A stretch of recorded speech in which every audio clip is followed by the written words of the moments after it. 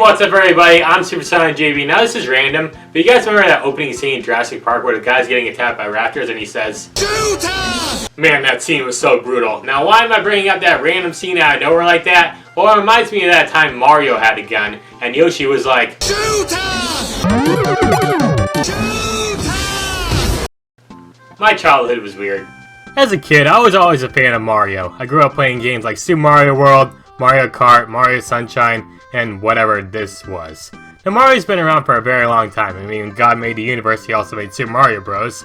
There has been tons and tons of Mario games throughout the years, including a lot of awesome platforming games, and a ton of spin-offs. But even with all these games, Mario still felt like he was missing something. And no, I'm not talking about that crappy Mario is Missing game. No, what Mario was missing was a gun.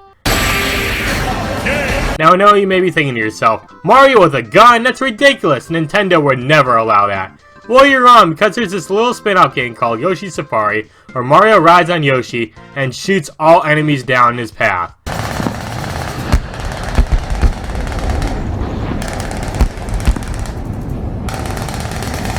Now, this game only exists because Nintendo wanted to make a new game where you got to use the SNES Super Scope light gun. So what character would be best to have using a gun?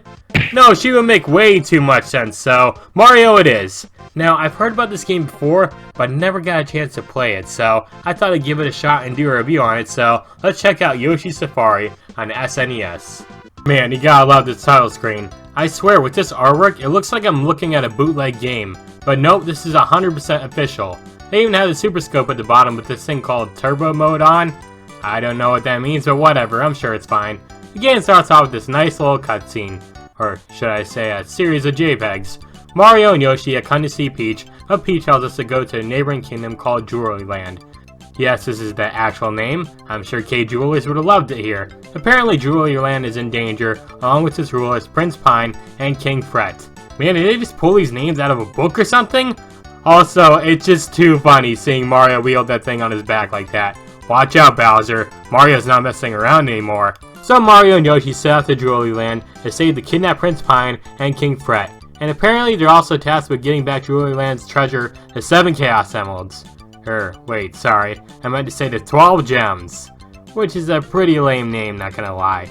The game asks who could possibly be responsible, but come on man, it's a Mario game. It's pretty obvious the villain is Morgan Freeman. The game then has us test out the Super Scope. Alright, screw it, I'm just gonna call it the gun. It's a simple test, just fire at the screen and bam, off we go into our first level. So how this game works is very simple. You ride on Yoshi's back and shoot every enemy in sight.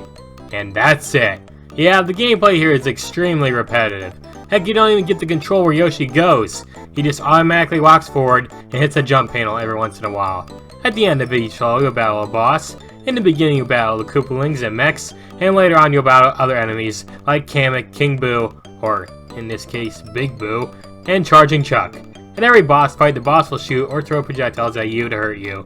You can prevent this by shooting down the projectiles, and the rest of the battle, you gotta shoot the boss until all their health is gone. You also have this power meter that depletes every time you shoot your gun. If it goes all the way down, your gun will have some major issues. Thankfully, the power meter refills very quickly, so you don't really need to worry about destroying your gun. These bosses aren't really that hard, to be honest, they just get really repetitive very quickly, and they're all pretty much the same thing, especially with the Koopalings. And at the end of each level, you get one of the 12 gems, and Yoshi also gives you this really smug looking face. Is everything okay there, Yoshi? What are you doing, step bro? After a level is beat, you get to see this nice little results screen where it shows your high scores, and we also get to see Mario attempt to murder Yoshi.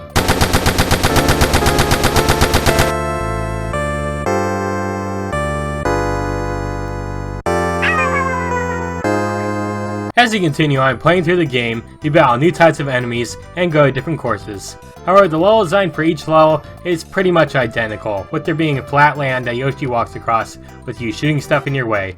Killing enemies can give you some Yoshi coins, and if you get 60 of them, you get an extra life. But since this game is so easy, you really don't even need all those extra lives. Also, just letting you all know this now, but in order to play through this game, you need to have the Super Scope. You can't use a normal controller to play this game. Unless you play through the multiplayer mode. That's right folks, this game actually has a multiplayer mode. In this mode, one person shoots the enemies down using a gun, and the other controls Yoshi using a controller. It's alright, but I wish it had more to it, like having dual screens with each person shooting enemies, trying to get the best score. Oh well, at least I can teach Yoshi how to duck and cover. Alright, duck and cover, Yoshi. It's the only way. The game also has some items you can pick up, like mushrooms and fire flowers, that can be used to take down some bosses. There's also some fun little mini bosses you can fight in each level, although after World 4, they tend to get really repetitive. Just like the rest of this game. Yeah, this game is about an hour long, so it's super short, yes, but since it's super repetitive in each and every level, it makes the playthrough drag on for a long time. Heck, even the music and sound effects get repetitive, so have fun constantly listening to this.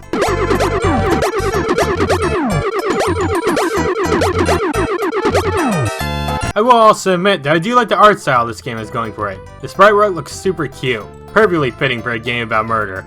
After a lot of repetitive gameplay, they finally take on the final boss in the game, Mecha Bowser, and he's super easy to beat, but also pretty fun to fight. Once you deal enough damage to him, his armor breaks, and you fight normal Bowser, who's once again giant for some unknown reason. Once you beat him, he starts playing that Shy Guy flag game from Mario Party, and bam, we beat the game. We get a thank you from Pinocchio himself, and return the 12 gems to the Jewelry Kingdom.